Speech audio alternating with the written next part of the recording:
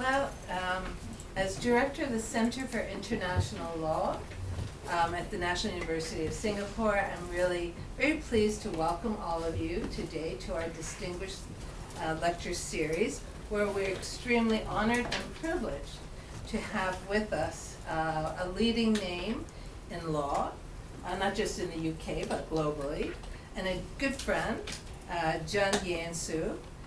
He is a barrister from 3 Veruland Building, correct, in London. He is also a senior fellow at the Law School of Columbia Human Rights Institute.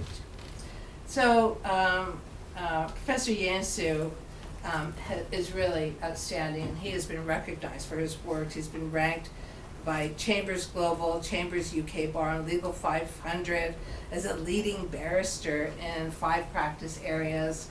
And he also has done a great deal of work, not just in arbitration, but human rights, freedom of expression. He's been involved in some very important cases. It's all in his bio, and I'm not going to read it all because we need to leave time for him to talk to you. He's also an adjunct professor of law at Georgetown Law and at Columbia, and also, by the way, we both happen to be Turkish, also at one of the leading law schools in Turkey, although I didn't teach there. It was Koç Law School. He's an adjunct professor there, and where he teaches public international law. He's also written, he's a scholar, co-author of The Protections of Religious Rights Law and Practice, and a partner fellow at the Lauterbach Center of International Law at Cambridge. And I can go on, and I won't. But again, may I call you John? Please. It's such an honor to have you here. Very happy that you took time from your busy schedule. And so I'm going to turn over the floor to you. Thank you very much.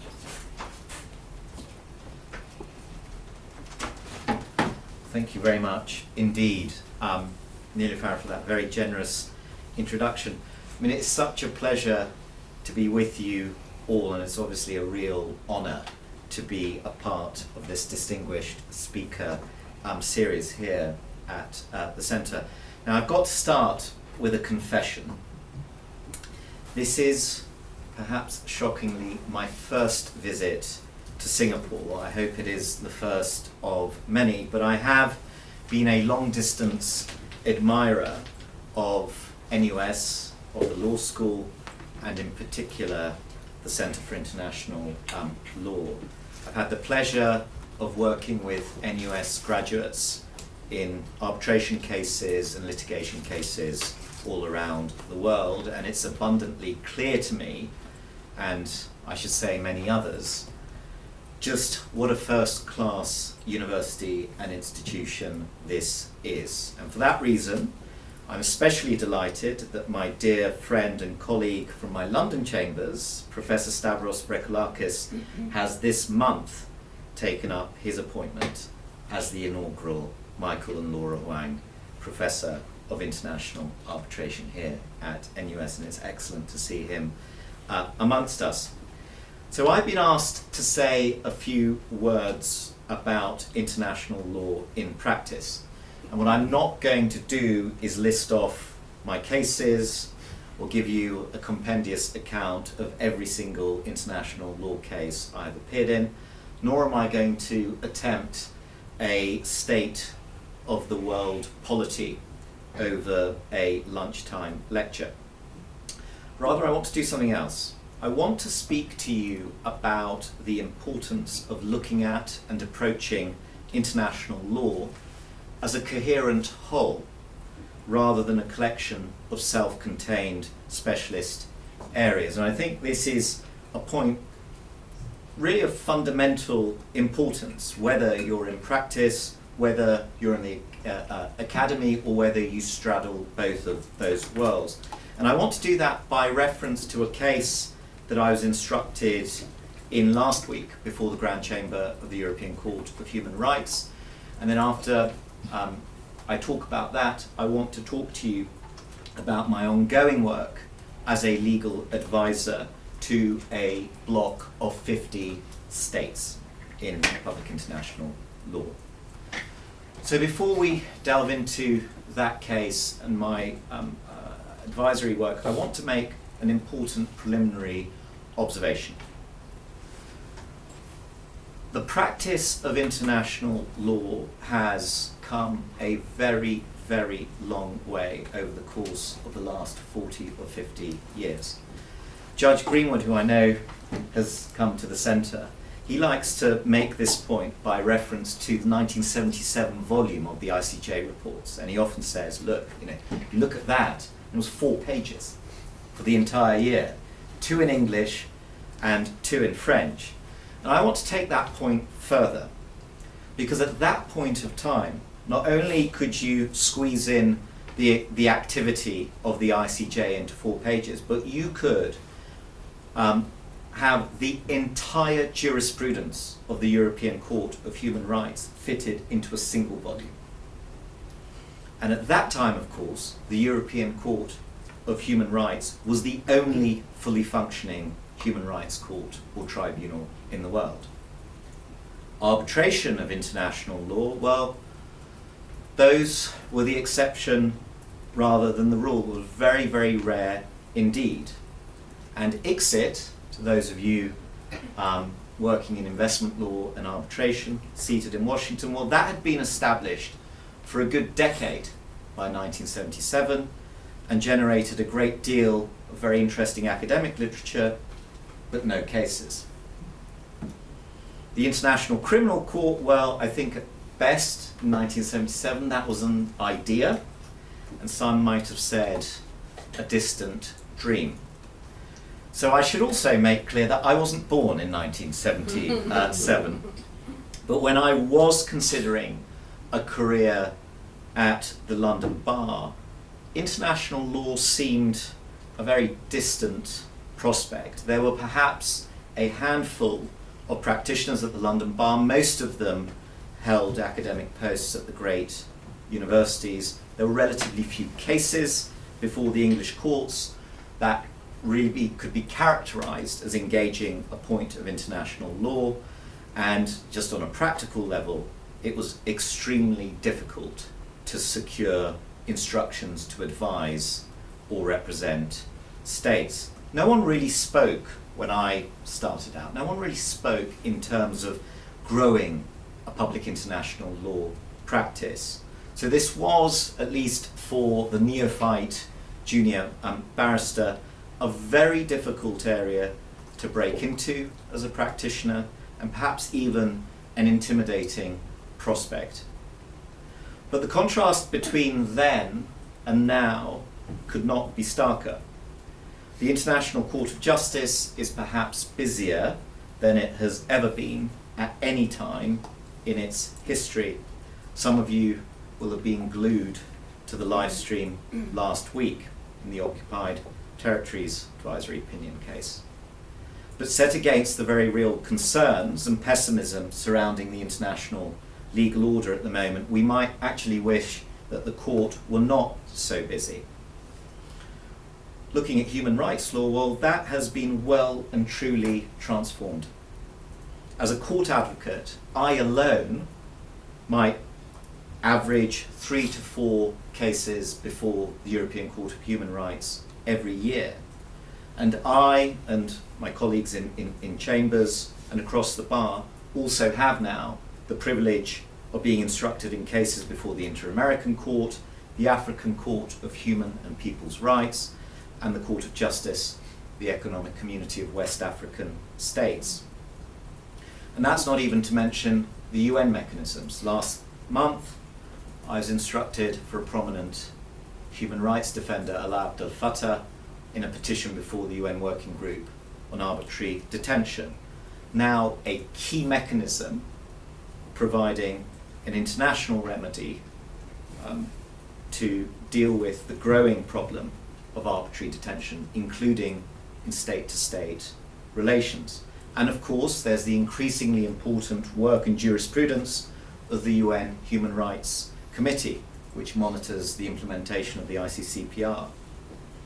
And what of arbitration? Well, since the 1990s, we have witnessed a veritable explosion of activity of investor-state arbitrations under bilateral and multilateral investment treaties.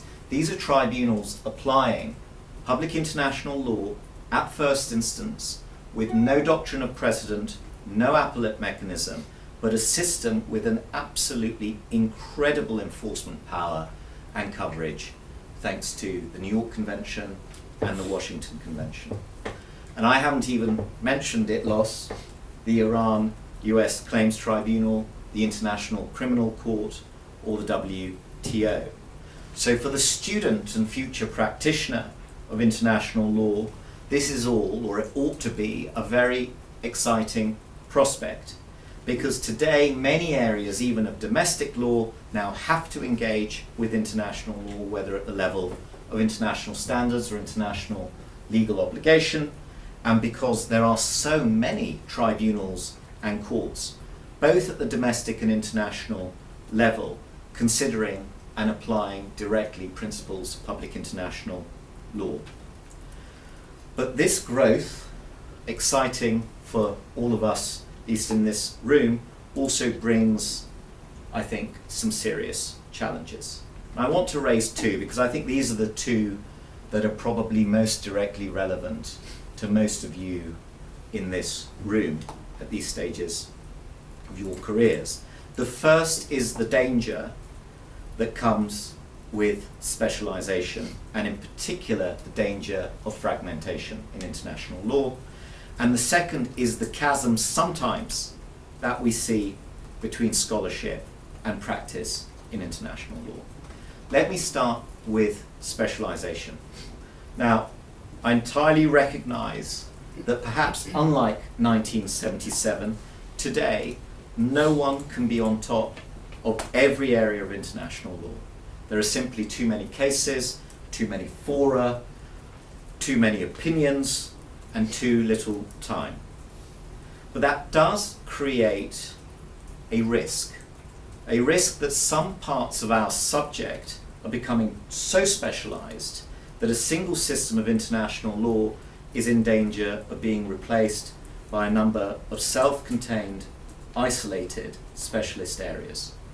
Now, I really saw this at play in the case that I mentioned by way of opening, a case I became involved in very, very recently, last week. Some of you might know this case already. It's the case that Caster Semenya, the international athlete, has brought against Switzerland before the European Court of Human Rights. Let me give, for those less familiar with the case or unfamiliar with the case, let me give you a little bit of background. So Caster Semenya is a South African middle distance runner. She's the winner of 2 Olympic gold medals. She's a 3-time world champion in the women's 800 meters. She was assigned as female at birth, but she has naturally high testosterone levels. Now in 2019, her sports governing body, now called World Athletics, issued regulations which required those with naturally high testosterone to take medication to suppress their testosterone levels, and this was, pursuant to those regulations, a precondition to participating in the sport. Now, Caster Semenya complied with these requirements, but not without experiencing very serious side effects. And after a period of time, she had to stop taking the medication and was disqualified from participating in all competitions.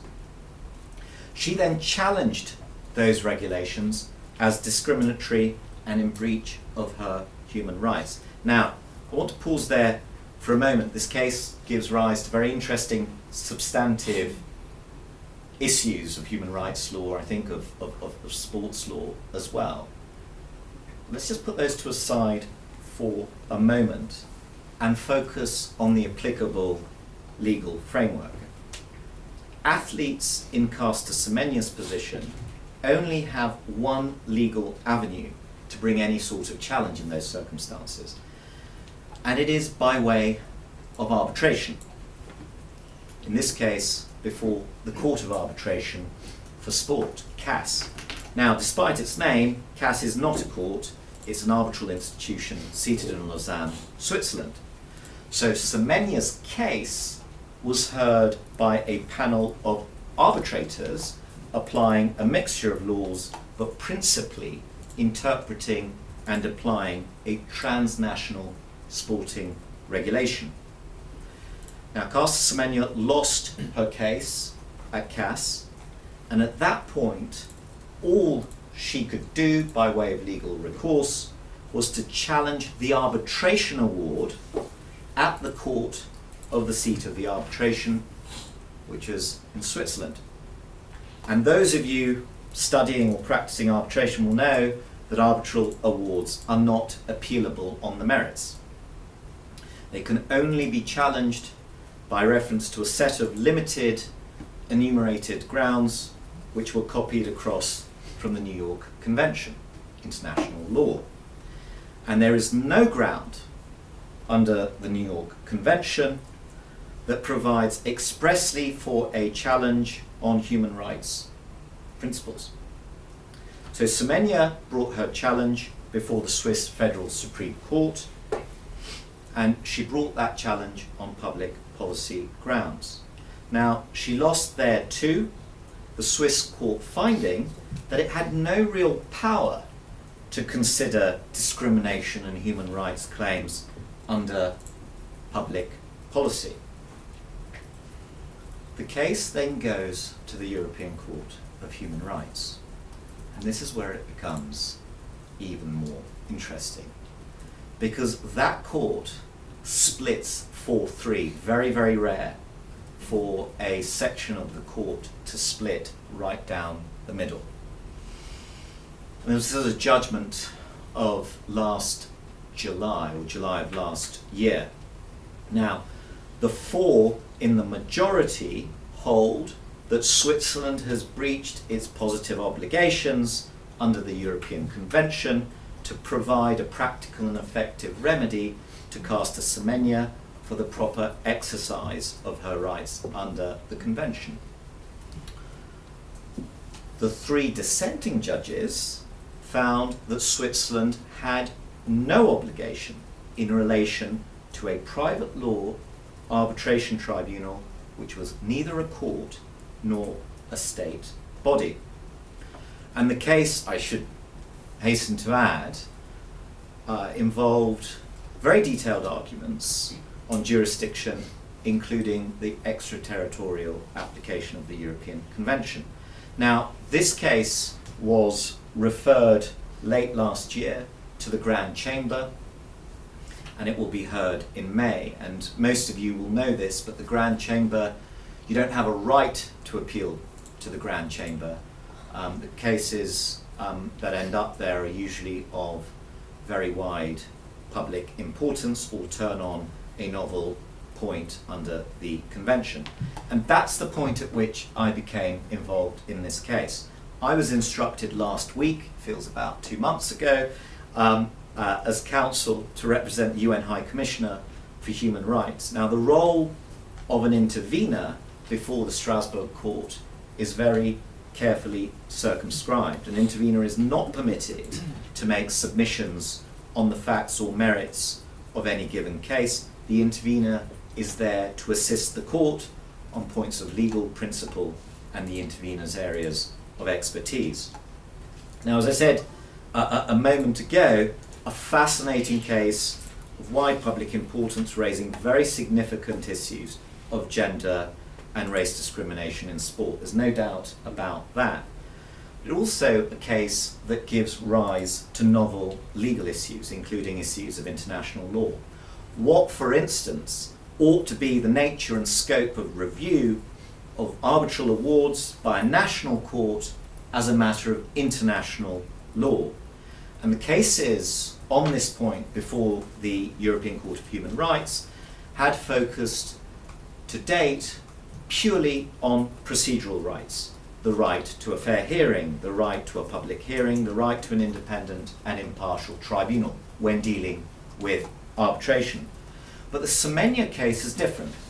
It is the first time the court needs to deal with the engagement of substantive rights in the context of an arbitral process. We are talking about a challenge on convention grounds where the convention rights engaged involve protecting her from discrimination and protecting her right to participate in her chosen profession. Now, CAS has no legal personality. So on what basis does the European Court of Human Rights have jurisdiction in a case that involves the acts and omissions of this body? Semenya herself is South African, World Athletics is headquartered in Monaco, so what has any of this got to do with Switzerland? Now, these are some of the questions that have been asked below and also by commentators in this case. And they, and I'm conscious that we are being recorded, but I will be bold enough to say that they showcase some of the dangers of fragmentation. Considering a case like this through the purview of international human rights law and only international human rights law, ignoring the international law framework that applies to arbitration and sports law, while doing this will only lead you first to confusion and then secondly, very possibly, to error. Equally, considering a case like this through the purview of arbitration and sports law alone will lead to a human rights vacuum in this area, which is irreconcilable with public policy, whether it's the public policy of arbitration in the context of sports or the public policy of securing fundamental human rights. Now, some of those dangers and risks can be found in the way, when one looks at the way in which some of these arguments and issues have been developed before the European Court to date. And that has in turn precipitated a formal intervention by the UN High Commissioner, which is an extremely rare occurrence before the Strasbourg Court. Now, as a barrister, I'm involved in these sorts of cases all the time, whether it's representing an intervener, such as the UN High Commissioner, whether it's acting for an applicant or a claimant, or whether, in fact, it's acting for a state party to the case. And these sorts of cases on the international level also have their domestic counterparts. So one can also, as a practitioner, obviously be involved in cases before national courts that engage international law directly. And here you're arguing international law before those domestic courts. And in some jurisdictions, especially civil law jurisdictions, the domestic court may in fact appoint you as an expert on public international law in a case, and in these cases, you are very much an expert, independent of the parties, impartial. You're there to assist the court and only the court. And actually, in these sorts of instructions or engagements, you often find yourself giving expert evidence on very interesting areas of law indeed. But I want to move now to a different aspect of international legal practice. Now, as I say, as a barrister or as a court advocate in any jurisdiction, it's going to come as no surprise that the majority of one's time is spent advising or appearing in cases. These are individual disputes. Sometimes they're between states, and sometimes they are between individual applicants, including corporate parties and the state. But for practitioners of public international law, one's scope of work is much broader than that, and it extends to non-contentious matters as well. Quite a lot of my time, and I know this also applies to my colleagues in chambers, quite a lot of our time can be spent advising states directly. Of course, all of that advice is confidential and legally privileged and therefore out of bounds today. But there is a public-facing role that I was appointed to, which I can talk to you all about and which will be of interest, and that's my role as Deputy Chair of the high-level panel of legal experts on media freedom. And I want to just start with a bit of background on this. In 2019, the governments of the United Kingdom and Canada established a media freedom coalition of states, and the purpose of this coalition is to protect and promote media freedom as a collective bloc of states and to really energize and strengthen the existing efforts at the regional and United Nations level. Now, this coalition, interestingly, was built on three principal pillars. The first pillar were the member states. There are 15 member states at present, and they are led by revolving co-chairs. The inaugural co-chairs, as I mentioned, were Canada and the United Kingdom.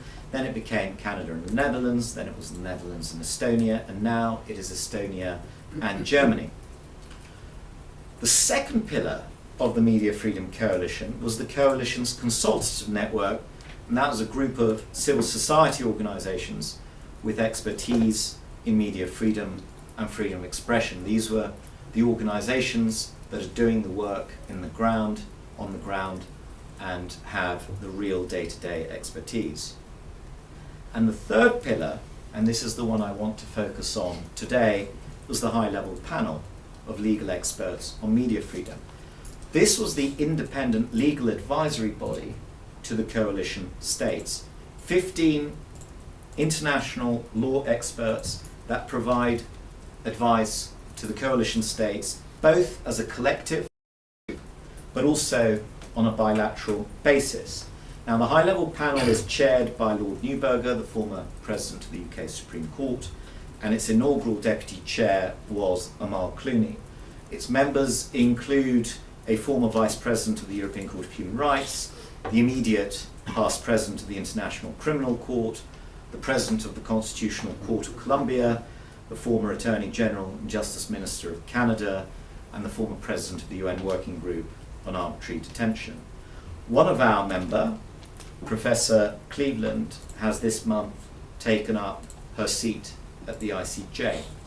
Now, I was appointed onto this panel by Lord Neuberger in 2019, and I had the honour of taking over from Amal Clooney as its deputy chair in 2022, alongside my dear friend, our dear friend I should say, and international law colleague Catherine Amafar. But what is the high-level panel's remit? I mean, we're talking about a body of independent international lawyers, and what does it do? Well, the way it was set up to operate as a Venice Commission of sorts. So we are asked, sometimes by international courts and tribunals, to intervene in media freedom cases. We were recently asked to intervene in a criminal defamation case before the Inter-American Court. But more often, we are asked by states to review draft legislation impacting media freedom for its compliance with international law. Most of our time is spent on advising states individually in relation to specific issues that they bring to us, often confidentially. But we also more publicly advise the coalition as a bloc on general issues of growing importance and significance. Now, advising one state is difficult enough. Advising a bloc of states can be very challenging indeed, because different member states have different starting points on different issues. And I remember very clearly our first meeting as a panel in London in 2019 with Lord Neuberger and Amal Clooney, signalling the importance of identifying gaps in the current international legal framework governing the safety of journalists. Now, what I thought was very interesting at that point was that we were not really looking for gaps in international law per se, but rather we were looking at implementation gaps or enforcement gaps, or ways in which different parts of the system weren't really speaking to one another. And as a panel, what we did at the very start was to focus on 4 areas. We drafted 4 rather substantial advisory reports to the coalition states with specific recommendations to them. And one of those areas was the issue of safe refuge for journalists at risk. Now, the issue here, put crudely from a lawyer's perspective, was as follows. Journalists sometimes find themselves targeted for their work, sometimes they're being targeted by non-state actors, sometimes they're being targeted by states. And sometimes this means that they have no choice but to leave their countries to escape these threats and risks. And those risks and threats can range to anything from harassment, kidnapping, incarceration, violence, or even assassination. But the problem is that when journalists find themselves in this position, they're just simply unable to move to safety in time. And this can, you will imagine, have irreversible and sometimes very tragic consequences on them, on their families, and to the wider public. And that, in turn, begs the questions: why can they not move to safety in time, and what can be done about it? And that is what I was asked by Lord Neuberger to answer on behalf of the panel. And on consideration and analysis, the real issue here became very clear very quickly to me. The problem here was not so much that the journalists did not have legal recourse to move. They did. The problem was that today, that legal recourse, that legal framework, is just neither practical nor effective. And the problem, therefore, is not so much that there are no pathways open to journalists at risk, but that those pathways are too few in number, and the pathways that do exist are too slow, too burdensome, or too difficult to navigate. Now, as a panel, we went to the experts, we consulted widely, we went to the UNHCR, we went to other international governmental and non-governmental organizations, we went to practitioners, we went to academics. Everyone's focus appeared to be exclusively on a lack of resources, too much demand, and a real competition between different categories of victim. Why should a journalist be offered greater protections or greater priority in international law than, say, a victim of trafficking? And that is a very fair question. Now, civil society seemed to be focused in the main on mass claims and mass needs. So how do we get 500 journalists out of Afghanistan very quickly, or out of Belarus very quickly, or out of Russia very quickly, or out of Libya very quickly? And the result of that focus was, in the first instance, inertia, but it was then followed by an acceptance that there was nothing else that could be done at the international legal level to resolve this problem. And as a panel, we took a slightly different approach. We made our findings in relation to the problem, and we analysed the existing international legal framework. But then, rather than to recommend changes at treaty and national legislature level, which is what we were being encouraged to do by everyone, but which we knew would be possibly out of reach, but in any event very difficult in the current political climate as it relates to migration, we chose instead to focus on one new mechanism and then a set of minor adjustments to the existing framework. So on the new mechanism, we recommended to states to establish what we called a new emergency visa for journalists at risk. This is not with a view to a permanent relocation, but an interim measure through which the journalists could move to safety, continue their profession, but also access the broader international protection framework, if necessary, and down the line. So we provided detailed advice on how such a mechanism could be established in law and how it could operate, while obviously taking into account state sensitivities and imperatives. Now, our recommendations were formally endorsed by the UN Special Rapporteur, as well as the regional mechanisms, as well as all of the civil society organisations. Now, that report, which I authored on behalf of the panel, was published in the height of COVID. It was November 2020.